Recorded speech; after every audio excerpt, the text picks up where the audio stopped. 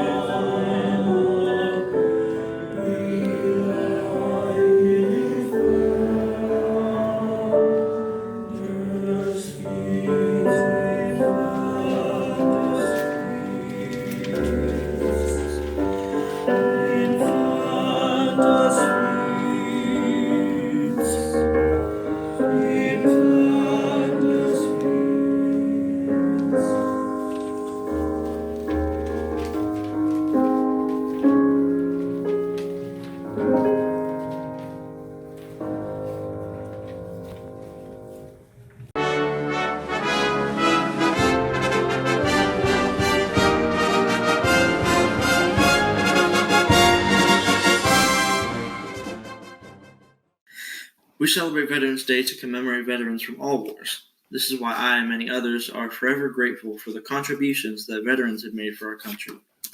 I have many veterans in my family. My father is an Army veteran, and both of my parents work for the Army as civilians. My grandfathers are both veterans of the Air Force and the Army, and both served 22 years. My great-grandfathers both served in World War II and the Korean War. Personally, I am very grateful for the sacrifices that my family members have made for our country. I'm also grateful for the veterans that fought for Texas. Walton Walker was a veteran from the small town of Belton, Texas. He served as a lieutenant in locations around Texas, such as Fort Crockett and Fort Sam Houston. He was deployed to France in World War I and was awarded 2 Silver Stars for gallantry in action. The city of San Antonio has long been known as Military City, USA, and many monuments around the city show appreciation for all veterans, with 3 major military installations in the city, such as Lackland Air Force Base, Randolph Air Force Base, and Joint Base San Antonio. In conclusion, I provided several examples of why I'm forever grateful to our veterans. In a family like mine, it's very easy to respect all of our veterans. My family relocated from Virginia to San Antonio because of my parents' Army command. That is why I am forever grateful to our veterans. Stand beside her and guide her through the night with the light from above. All right. Well, hello, Bush Middle School, and happy Wednesday. I realize this Zoom ceremony is a big change from previous years on your Veterans Day ceremony, but I trust that you're all well and drawing upon your resilience and adaptability. Hey, so last month was the Navy's 245th birthday, and surprisingly, this month will be the Marine Corps' 245th birthday, which those two services together was what we call the naval service, right? And so as a sailor, I have 2 words that come to mind on a birthday. Can you help me out with that? That's right, beat Army. Of course, that's exactly what we say on the Navy's birthday, right? So there's a little bit of service rivalry for you. We're just having a little bit of fun. But hey, it's an honor to be here today. My name is Steve Miller, and for all you parents and teachers out there, yes, some people call me Maurice, and occasionally I'm a space cowboy. But anyway, I did 28 years in the Navy service, and I'm proud to work and to continue on my service today, giving back to veterans in a pay-it-forward kind of fashion and mentoring. And so today I'd like to share with you a quick story about my time in the Navy and the things that I have learned from my time in the service, right? But first, there's always a pop quiz, right? Because that's just the way it is. We're at school. So hey, for your English pop quiz is this: how do you spell Veterans Day? Okay, so here we go. V-E-T-E-R-A-N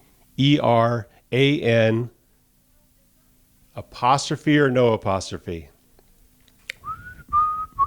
If you guess no apostrophe, you're correct, right? Because it's just a plural word that we want to include all veterans. So it's not possessive or singular to a specific group. It's all veterans. So Veterans Day with no apostrophe is how we spell that. All right, your next one is a history pop quiz. You ready for this one? What's the difference between Veterans Day and Memorial Day?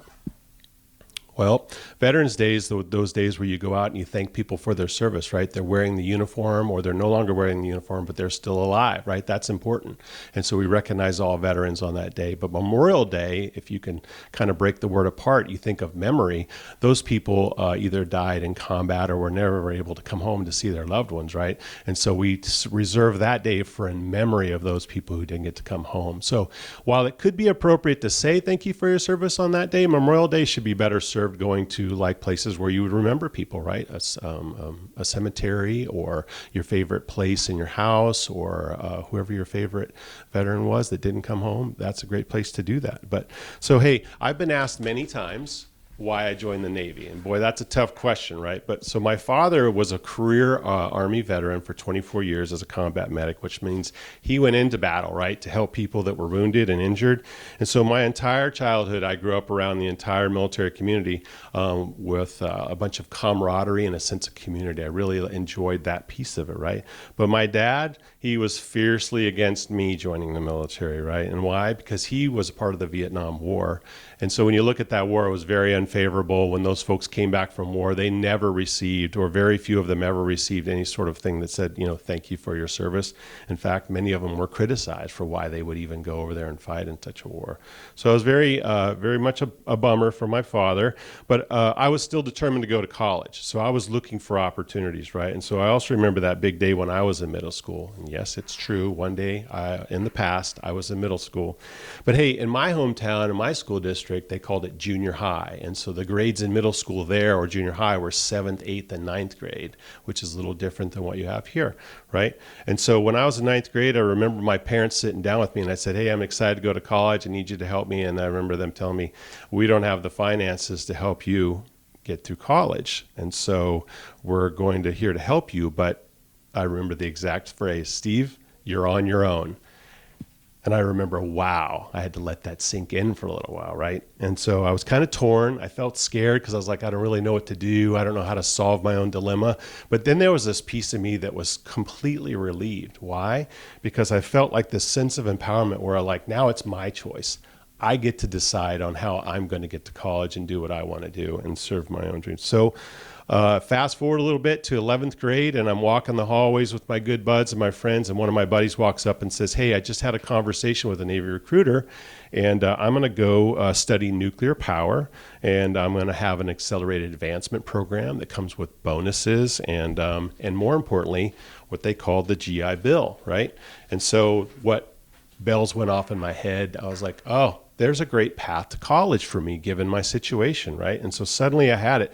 But it's hard for me sometimes to admit I joined the military to just go to college, right? But there was a little bit more to that, and I'll hint to that here in a second. But so growing up in the Cold War era, that's kind of tough, right? When you're talking about U.S. against Russia and or Soviet Union, all these big nuclear weapons, that's kind of scary. That doesn't make me want to be a part of that, right? And then my father had severe PTSD. You might have heard that term before, coming from Vietnam War. And so that was really tough to live with. And so I had a lot of indicators to me that maybe the military was not a thing for me, but I remembered the sense of community, the sense of camaraderie that came with that. And now all of a sudden I've got this college option that could serve me in my future. And so at the age of 17, you're right, I wasn't an adult yet.